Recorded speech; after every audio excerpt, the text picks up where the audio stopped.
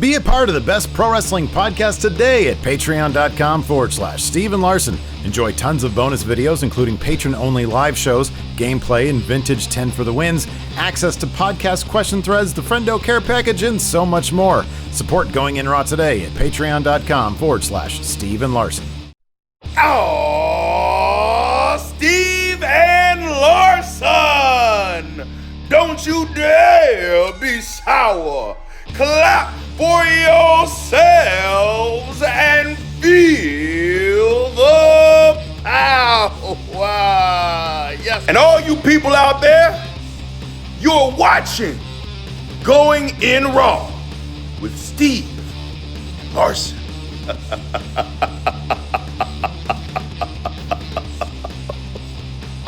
Hey, friendo, Steve here.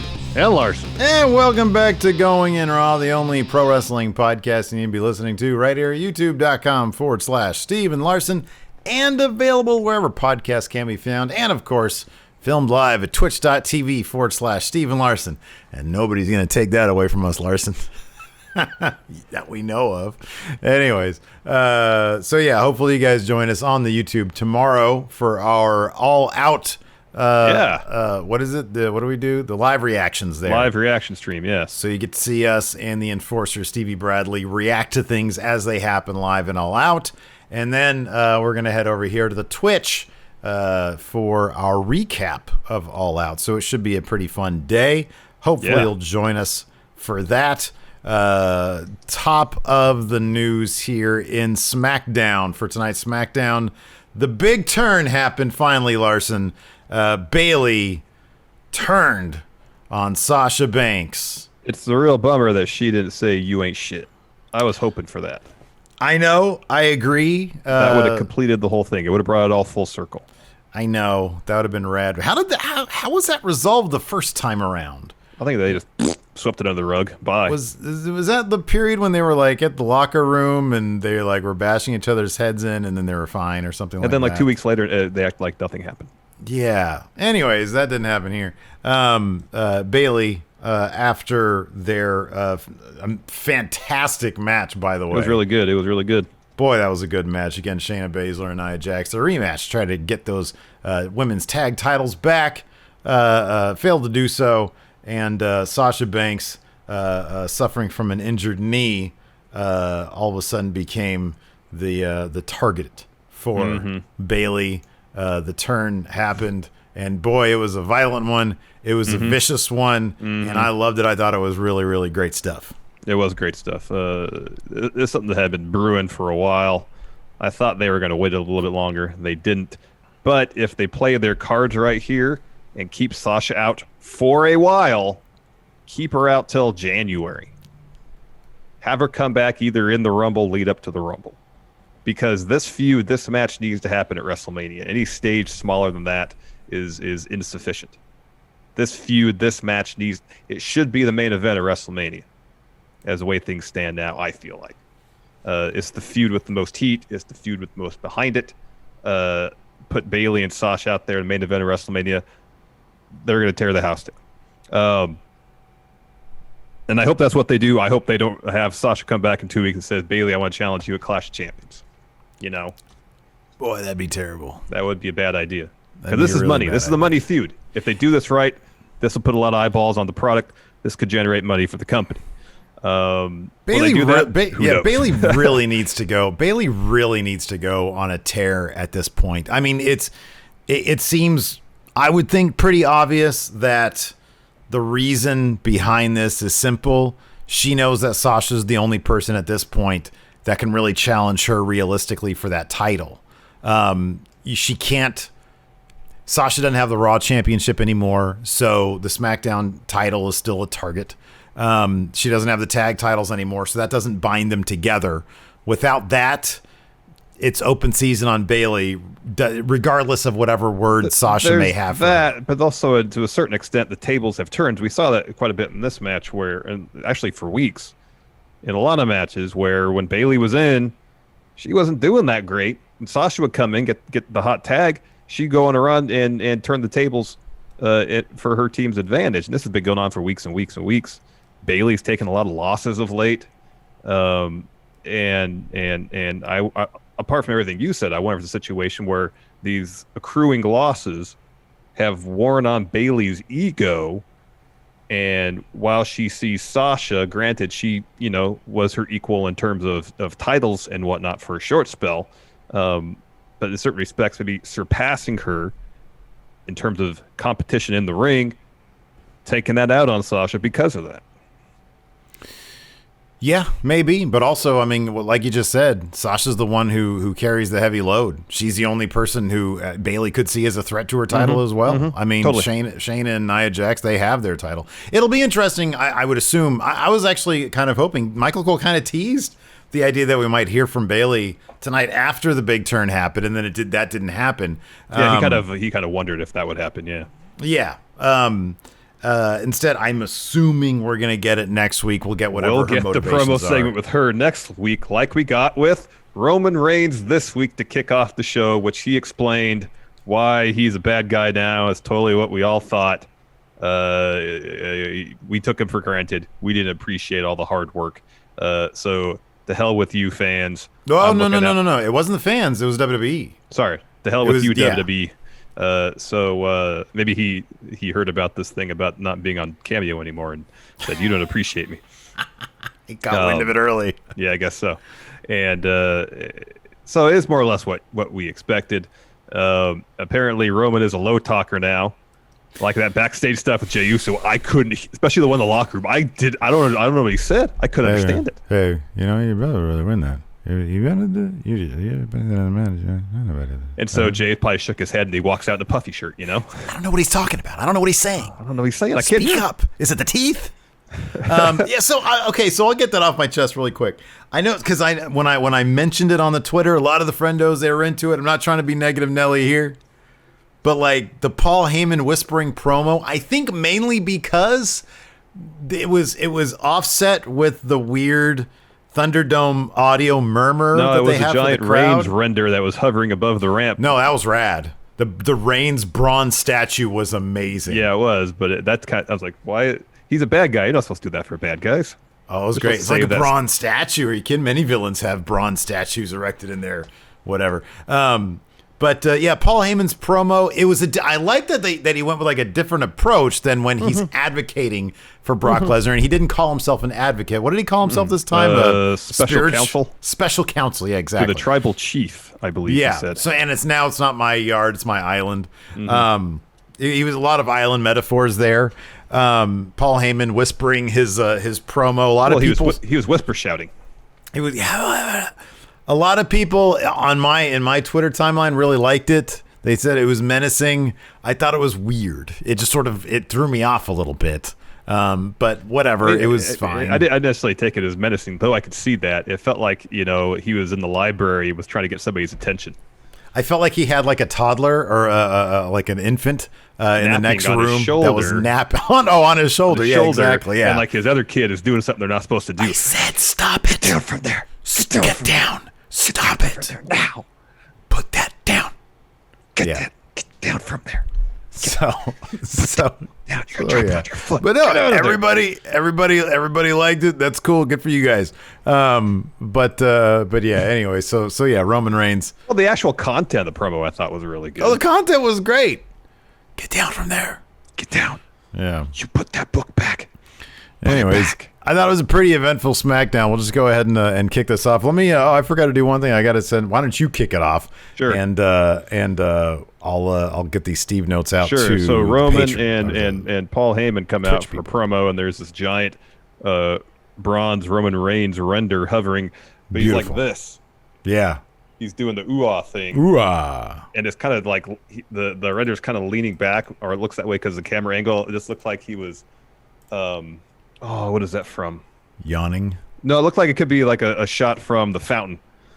Oh, yeah. The First Father. Yeah. So anyways, Heyman talks first while Roman stares intensely into the hard cam. Roman says, just when you thought I was out, Roman pulled me back in and said it wasn't a situation where Paul Heyman, corrupted Roman. It was Roman that corrupted him. Ooh. And Heyman said he was rescued from the ocean of obscurity, but then pulled onto the island of relevancy There's your first island mentioned by Reigns, because they did the same thing to him that they did to Heyman. And he said, what happened to all the thank yous, the appreciation? Because through life-threatening illness, Reigns delivered, and no one bothered to say thank you or show appreciation. When he needed time off, what did WWE do with his championship? And he says, they have the Phoenix champion. He's not born to reign as champion. Braun Strowman, a monster isn't born to reign as champion. A monster does monstrous things. They're not champions. I like that he made the reference to, you can't have this guy in Fox. I don't know why he said Fox News. So you can't because they're on Fox, that's why. Oh, good point. Yeah, but then he called Michael Cole Anderson Cooper later on. Yeah. Doesn't Fox I guess not. Anyway, they don't have like their own Good Morning America like NBC does. Well, not on Fox. That's on Fox News. It's what, Fox and Friends? Is that what that is? Oh, that's right. You're right. Anyways, yeah, he was like, you can't show up on Fox News. Here's the WWE champion. Frogate Mutant impression. Yeah. So anyways, he said a champion is about legacy and accountability and family. That's who this champion is. Heyman says this champion will be bigger, better, et cetera, than the guy on Raw. He said Raw's going to do a triple threat. Fine. We'll add one more guy to our number one contender match. We're going to do a fatal four-way. I do like that Heyman at one point, he called Michael Cole Anderson Cooper, and he said the other guy, Carmella's latest boyfriend. Yeah. That was rough.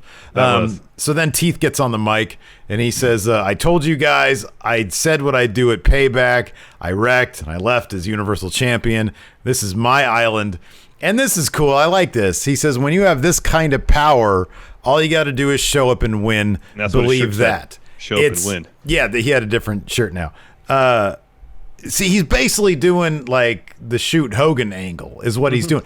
This, I actually kind of really dug what they did with this, because it works both in kayfabe, if you will, and out of kayfabe. For Roman to use his in-universe power, his stroke, to get Uso the match, to get Jey Uso the match.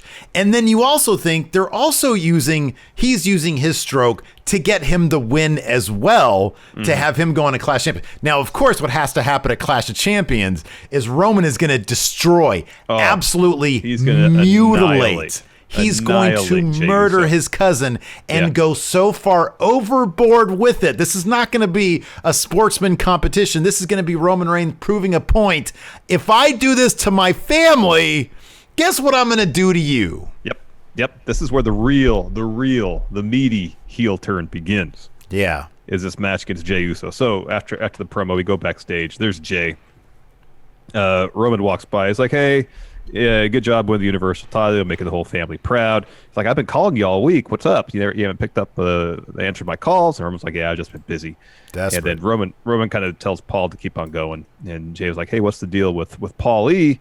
And Roman says, oh, don't worry about it. I got it under control. And Jay's like, hey, if you need someone to watch your back, let me know. I got you. And then Roman's like, yeah, give me a call. We'll do something later. And Jay just shouts at him, you want to go get a steak after the show? It'd be great if you heard Roman. No. Anyways. I already ate. Not hungry. So yeah, I really like how they're using Jey Uso here. And it's good to see him. So after that we had, this cracked me up. So after that we had Heavy Machinery and tag team action against Miz and Morrison. It kind of feels, at this point, are they going to waste that Money in the Bank on a tag team? They're going to, right? No, I feel like in terms they're going to use it to advance Roman as heel, because Otis is going to try to cash in, and Roman's going to beat the living hell out of him. Okay, all right, just the absolute living hell out of him. Good. I hope you're right about that, because that's like Otis is one of the faces in the company that's, I guess, sympathetic. Oh, sure. Yeah, absolutely. Yeah. 100%. So if Roman just wipes the floor at them. Look, we're both going to be laughing when this happens. Yeah. By the way, I have turned, remember how I used to be anti-Otis, then I was pro-Otis. Now I'm back to being anti-Otis. I don't know if I've ever come full circle like that before, but it's happened. I've stayed thoroughly indifferent to Otis this entire time. I want to see him get just annihilated, just beyond belief. This made me laugh, though. In the crowd at Thunderdome, there was a guy with a referee shirt on, like front and center, on one of the screens, and whenever there was a 2, he would throw up the 2. Oh, that's funny. Like he was reffing the match. That's pretty good. It was pretty funny. Someone having fun. Let's see if he's welcome back at another Thunderdome event. Probably not. Apparently, all you're allowed to do is this. Or this. Yeah, when Rome was up there as a heel, and then all the fake boos. Everybody back there doing this. Boo. And then the 2K18. Boo. Boo. So Heavy Machinery pretty much manhandled Miz and Morrison. This is surprisingly not terribly competitive. The entirety of this match. But Otis does have seemingly a new finishing move. Yeah, he does the Vader Bomb now. It's a Vader Bomb now. It's a Vader Bomb. Because the Caterpillar's a terrible finish. It is. It's really bad. In fact, he should stop doing it altogether. It doesn't make him any more likely. Like, this is the smallest thing they could possibly do to make him likely as a Money in the Bank cash-in guy. Yeah. Yeah, there's a lot. Anyways, so they win. Heavy Machinery does. But then John Morrison steals the Money in the Bank briefcase and runs up the stage, laughing, more or less saying, ha, ha, ha, it's mine now. Yeah. Hey, just realized, look at your shirt and look at my shirt. Oh, I noticed that when I first got on. I was like, oh, look at that. So you can get this shirt, FriendoMarket.com. Right now, it's a good deal. It's like, I don't know how much it is, but it's not that bad. It's like 25, I think. It's 30, 25 or 30. I don't know. Maybe we'll have a sale this weekend. Yeah, we'll just hold off till all out, and then we'll do a sale. Okay? Or if you're really eager and you don't mind, spend a few extra bucks. You get this shirt. You get a couple of really cool stickers, too. FriendoMarket.com. Go there, check it out. It's a great thing.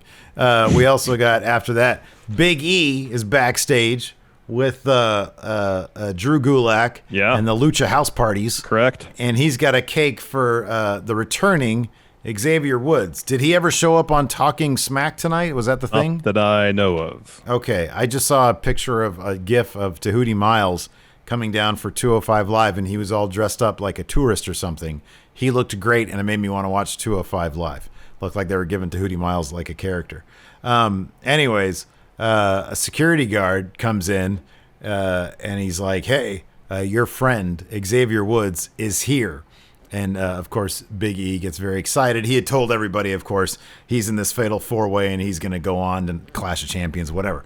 So he gets the cake. He's very excited. He leaves his little shindig, and instead of Xavier Woods, it's Sheamus, who proceeds to literally murder Big E in front of our eyes. He gives, what does he call that thing? The bro kick. He gives them bro kick, but then they go up to the top of the car, not to the top of the car, but near the windshield. Does he do the air raid crash thing? The air raid crash. Was that called White Noise? Is that White Noise? That's White Noise. Okay.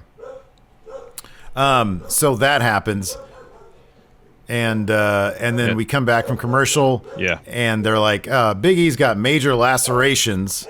Sheamus steps in, and he gets a quick interview from Kayla. Yeah. And so she's asking, hey, is this an ambush? And he was like, I was just minding my own business and defended myself. Says that Big E must got some bad information.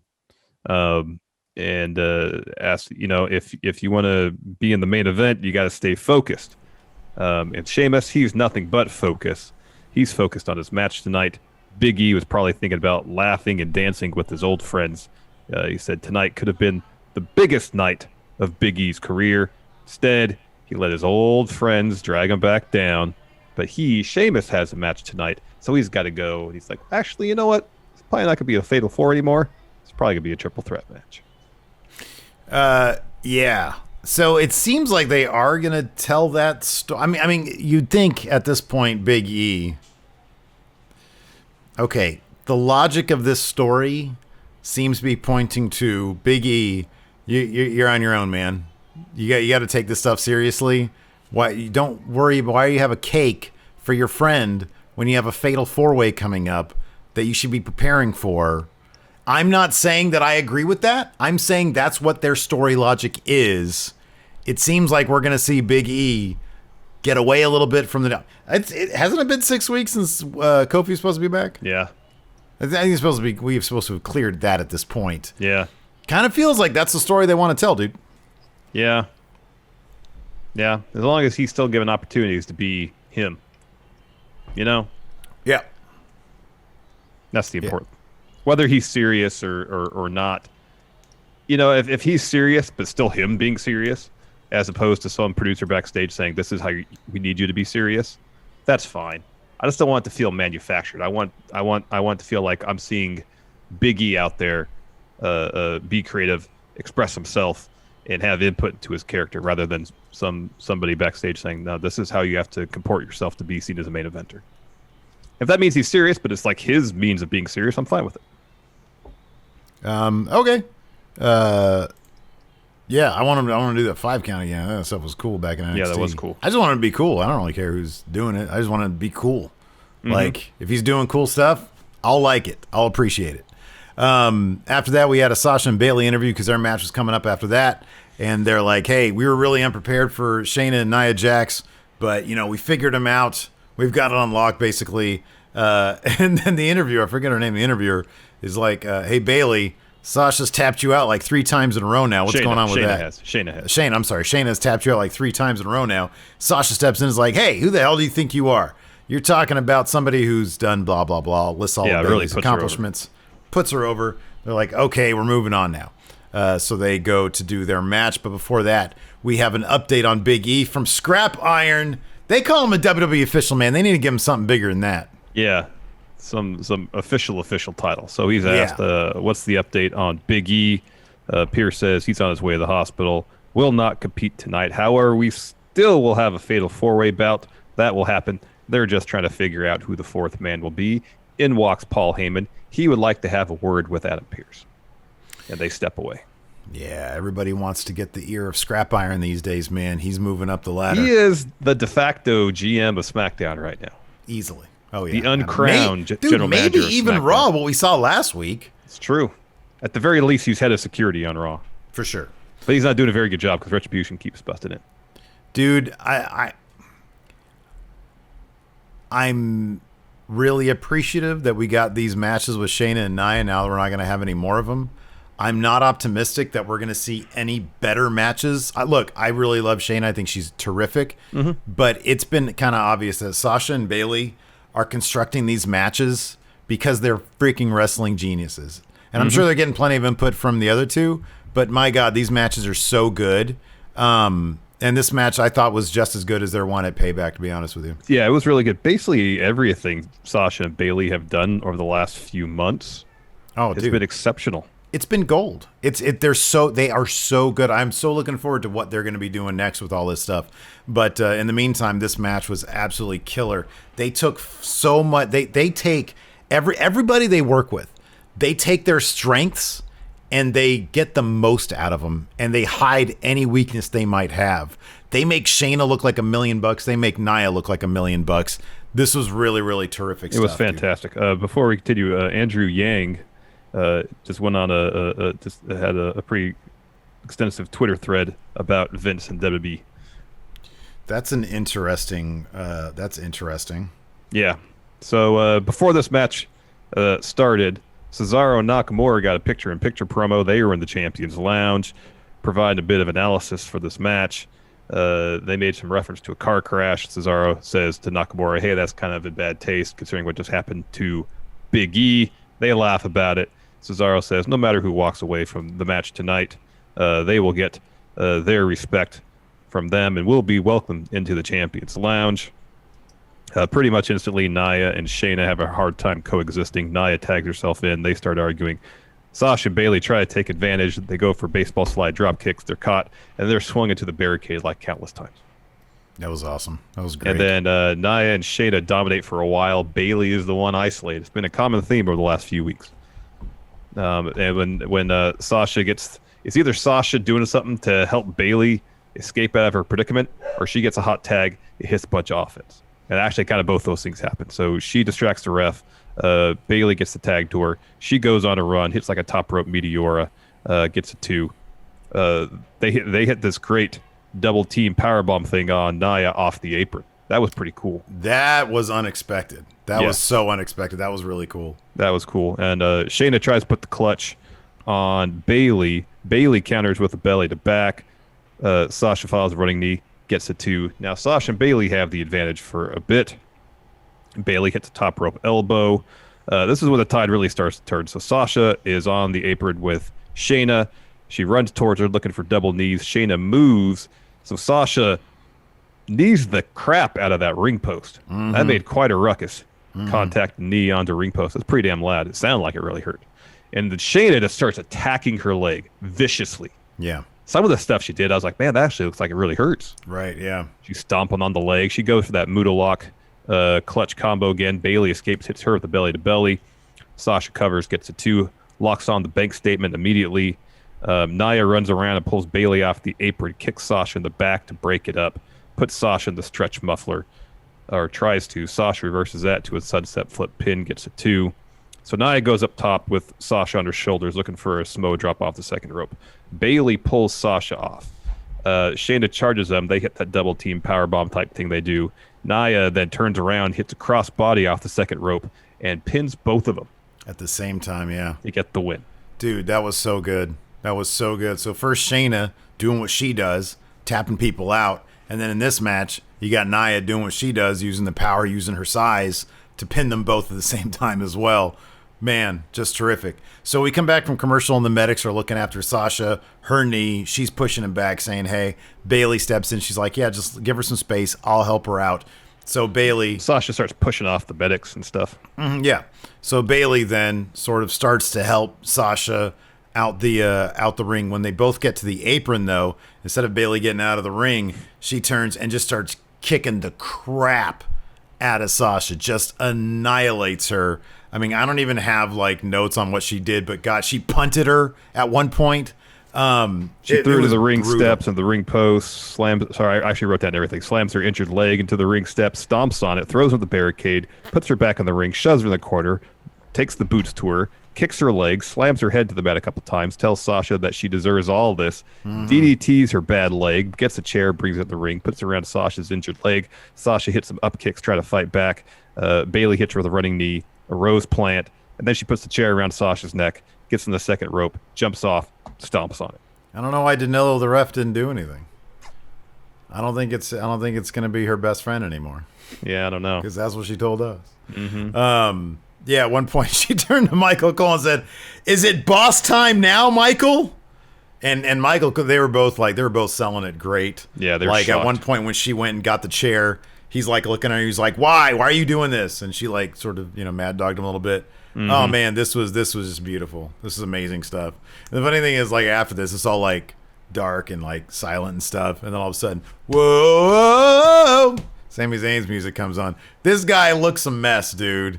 This guy looks a mess, and it's amazing. He looks like he just woke up. I mean, his energy isn't, but like his appearance is somebody who just is disheveled, is an absolute mess. So he comes out, he gets on the mic, or I'm sorry, he starts berating Greg Hamilton for not declaring in his entrance that he is Intercontinental Champion. Then he's like, hey, let me talk to the production team. He gets on the headset, and he's like, hey, when I came out, did you run the title Intercontinental Champion over my name? You didn't. Why not? So he stands up, and as he's about to say some more stuff, Jeff Hardy comes down. He's limping. They start going at it, or they start jawing anyways.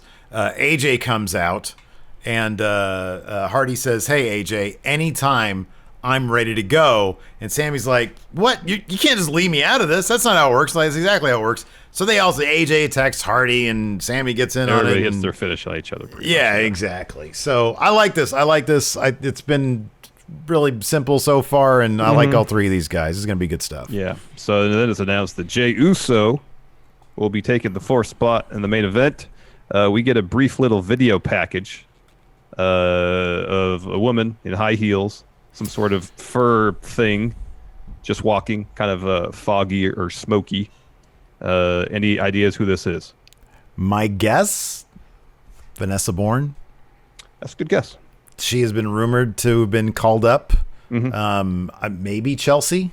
I thought Chelsea. Yeah, one of those two. Yeah. They both have that thing going where they could pull that off, whatever that is. Or it's Lacey Evans. Yeah, one of the three.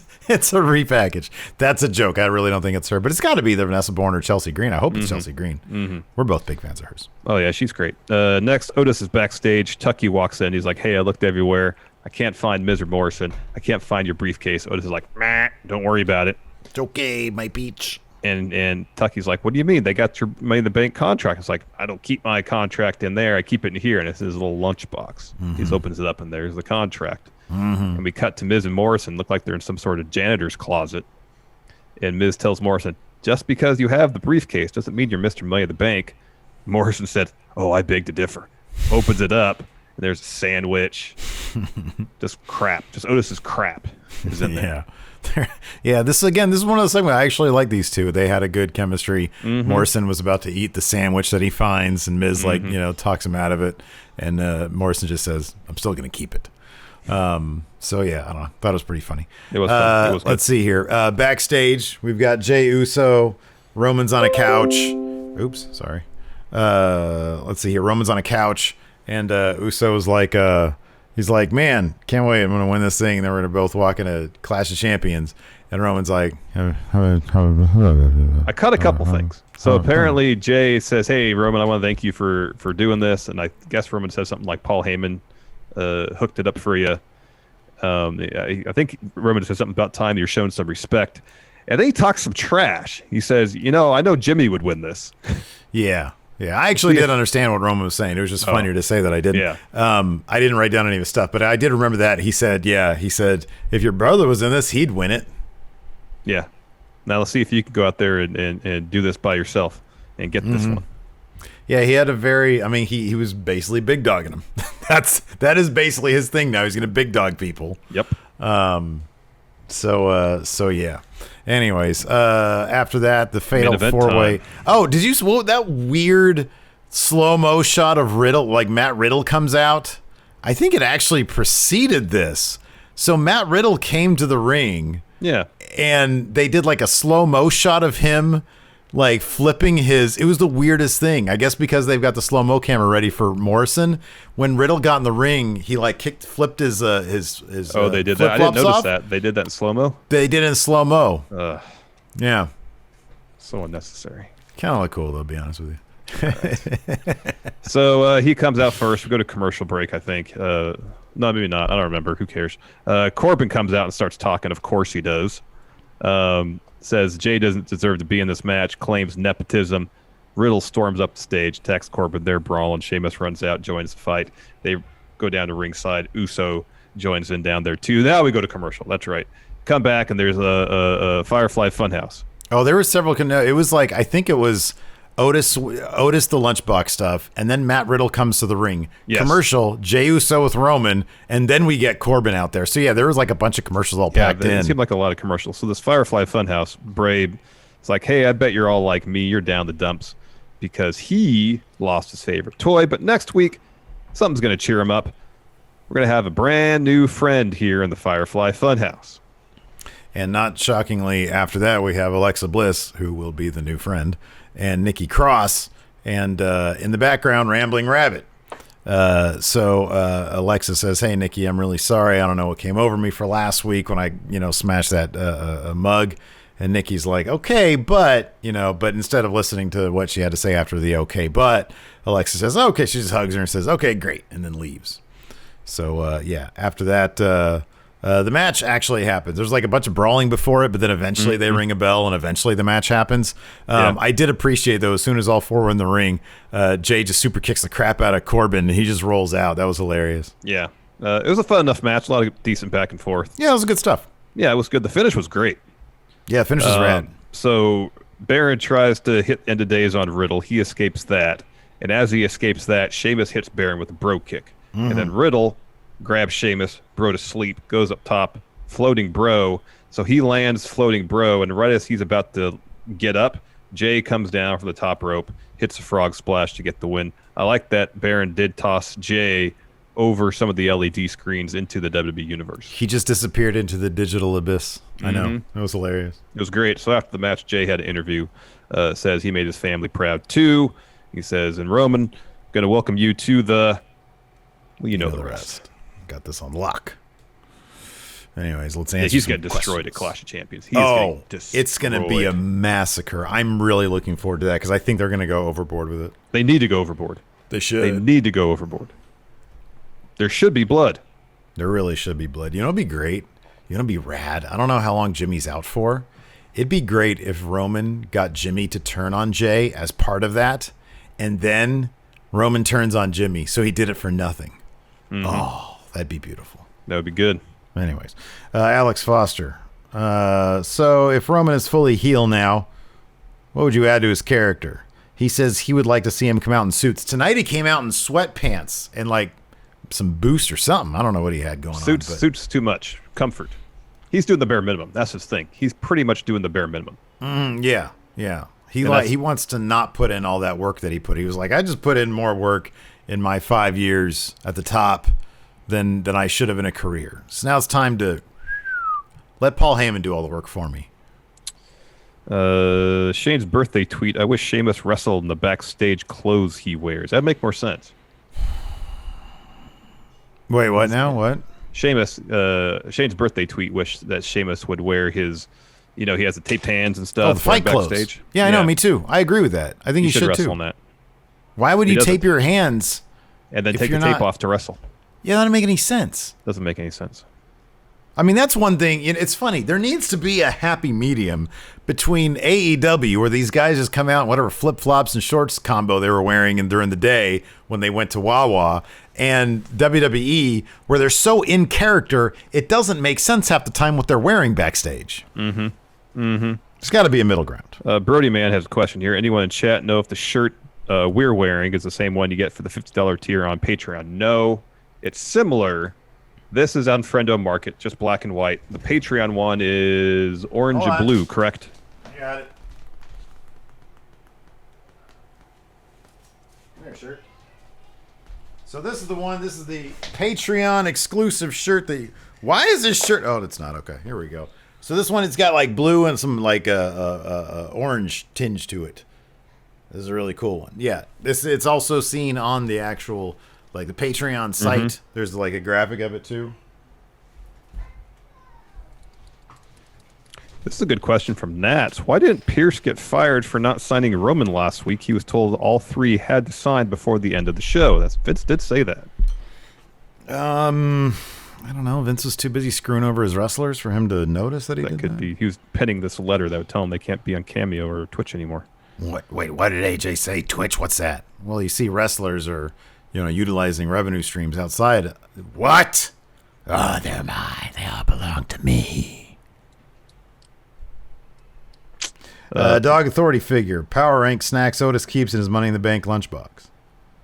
Well, apparently it's just the contract. Well, yeah, but the briefcase lunchbox. Oh, that one.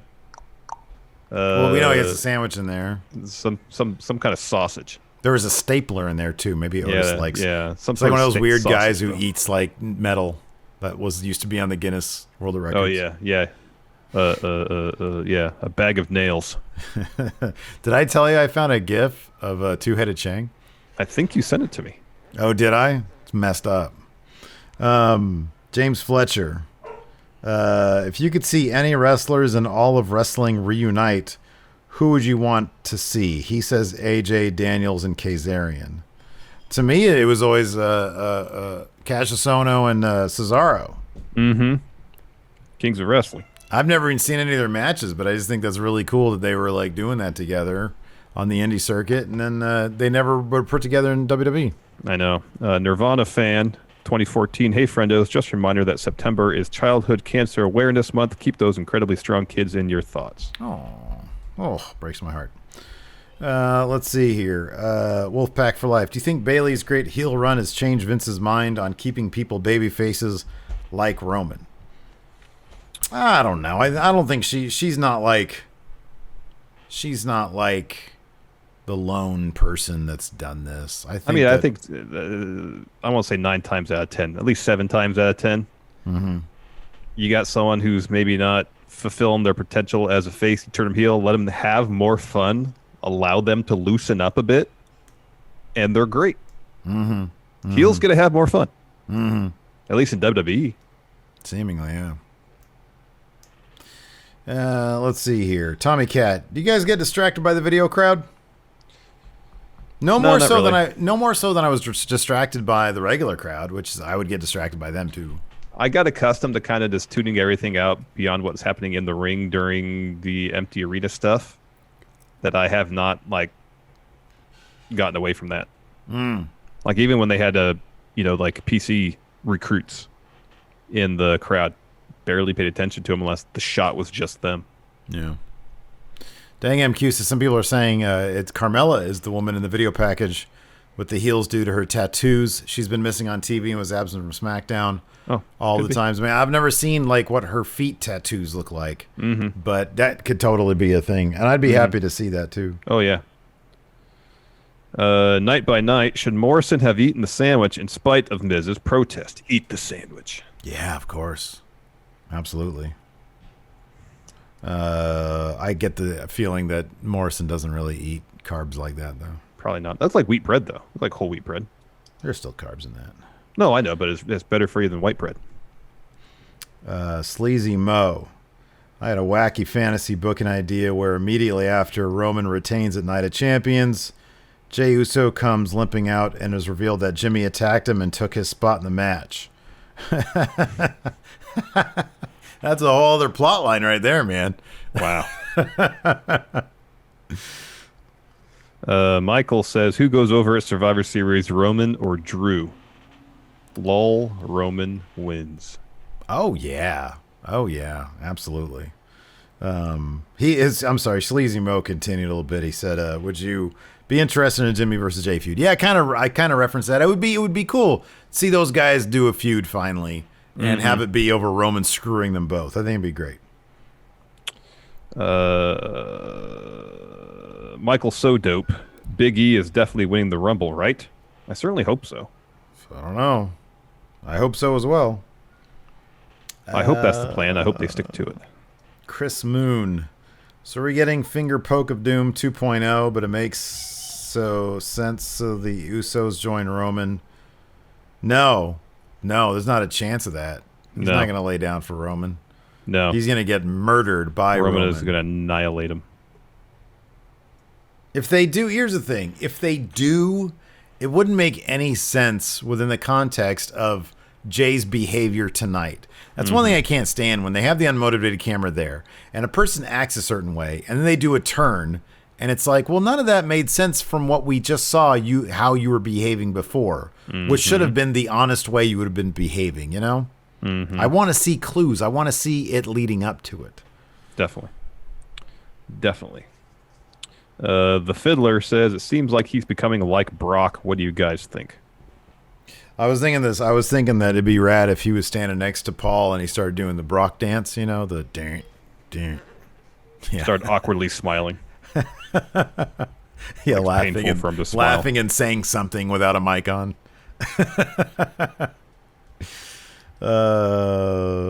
Punk Rock Jesus also wants to know, I think they're planning on forming a heel stable with Roman and the Usos. Nope. Usos are going to be chumped out. Yep. Chumped out. Yame World. So Otis using the Money in the Bank briefcase as a lunchbox must mean he renames it the Lunch Money. Oh yeah, in the bank. Oh yeah, my beach.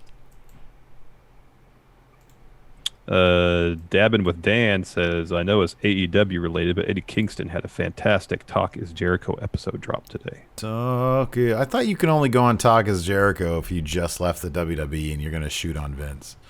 Or you're a flat earther. Aren't those the only two kind of guests he ever has on his show? I guess not. Yeah, no, I heard apparently WWE hit him up. They're like, hey, we saw your match in AEW. You want to come work for us? We won't let you do anything.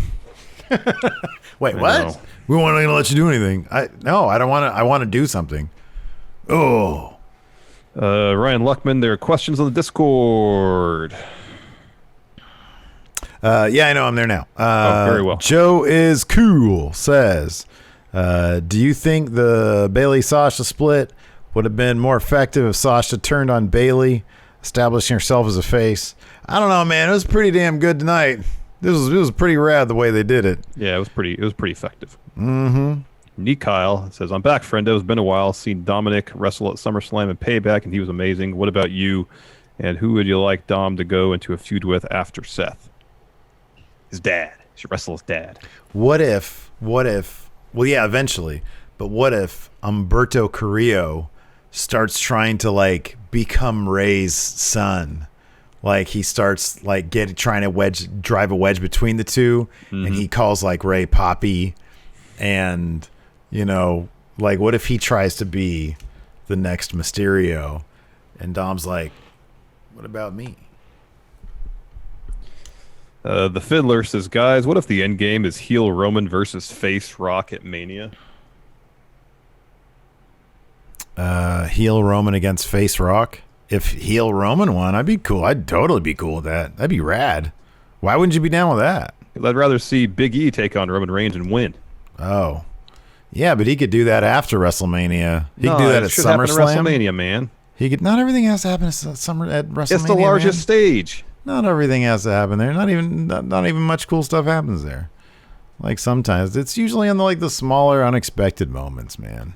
Not everything has to be a WrestleMania moment. Dabbing with Dan says they offered Kingston a coaching spot and he said he'd rather earn his money by doing something. Yeah, but that was before. Afterwards, after his AEW match with Cody, they called him and said, hey, do you want to do something more than just coach? And then he called Chris Daniels and was like, hey, they just called me and they want me. And Daniels said, well, here, we'll send you a contract. Interesting. Let's see here. Jorge D commends you on your Otis impression. Oh, yeah. Dr. Steve Winters. I think it's terrible, to be honest with you. Dr. Steve Winters says, what other ways can WWE try harder to lose the 18 to 35 demographic? Like denying Twitch and Cameo. Seriously. And here's the thing. Because we talked about this before we started rolling for our Twitch crowd here.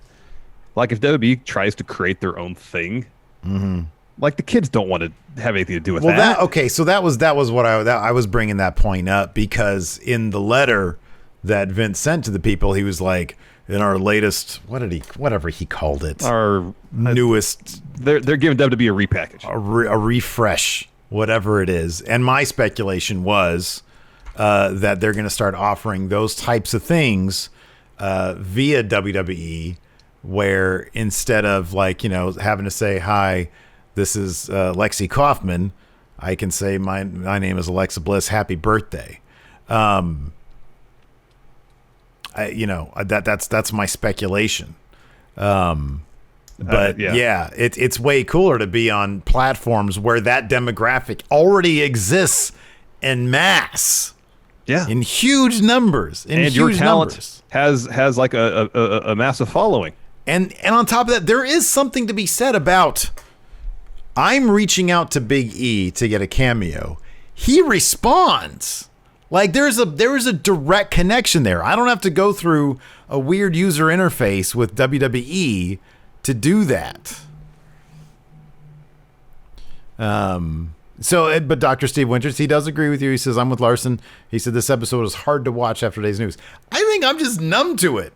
WWE is such a shit company. They are. They have amazing wrestlers. And at times, their stories are engrossing. I enjoy the product. I do. I have learned to separate out how shitty it seems like it is working for them versus the product that I see on the screen. I've been able to separate the two of them.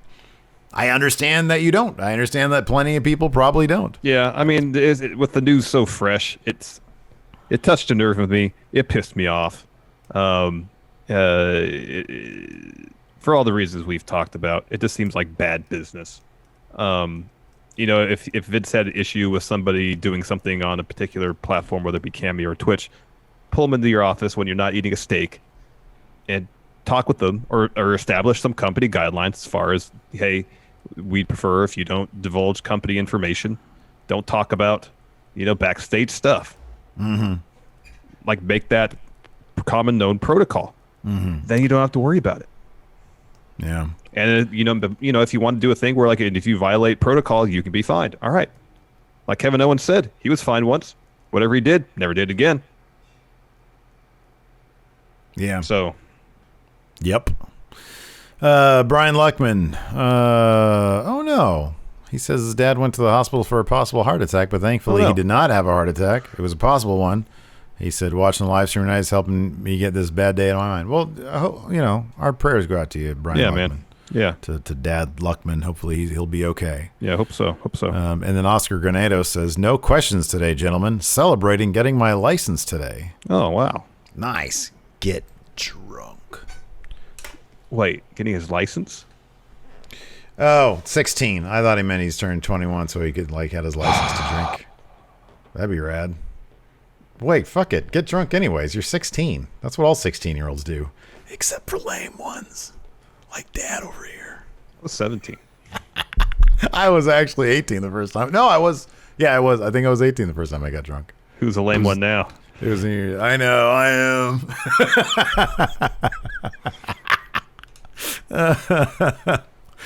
Here's it. You get your license, get drunk, and get in the car. You're good to go. God.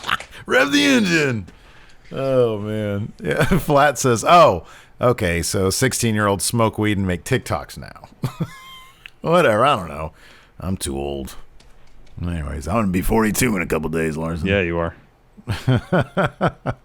Oh, wait. The big dog says, I'm not 16, gentlemen. I'm turning 19 on Thursday. That's cool. In the state, if you're in England, you're able to get drunk 3 years ago, right? It's 16 is the drinking age there, isn't it? I thought it was 18. Or is it 18 or 16? I don't know. Anyways, that's cool. 19. Yeah, 18. I forget what I did. 18? Okay. Yeah.